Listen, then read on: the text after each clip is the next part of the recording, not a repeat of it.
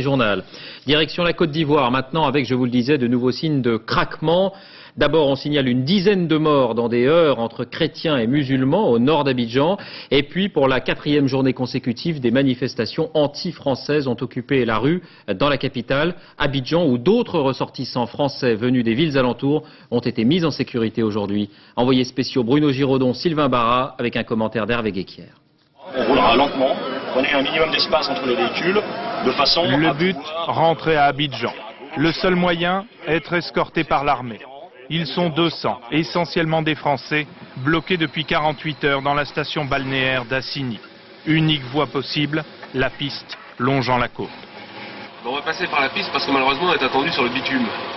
Attendu par qui? Attendu par les manifestants sur leur barrage. 4 heures pour faire 100 km. Le cortège est protégé par 5 véhicules blindés et un hélicoptère. Le convoi se dirige vers le 43e bataillon d'infanterie de marine à Abidjan. Mais après un voyage sans incident, les doutes et les questions continuent de tarauder les esprits.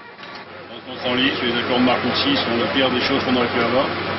Parce que d'un côté on n'a pas neutralisé les rebelles, de l'autre on leur a donné raison. Et je vois pas comment les Ivoiriens vont l'accepter.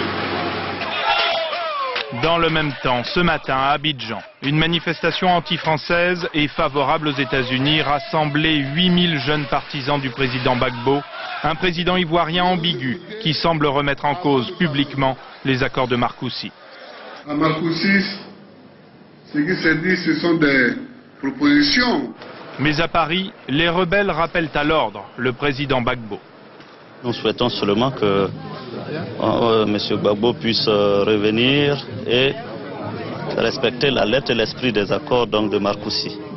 La tension n'est pas seulement palpable à Abidjan. À Agboville, 80 km au nord de la capitale ivoirienne, des affrontements entre musulmans et chrétiens ont fait aujourd'hui une dizaine de morts et de nombreux blessés.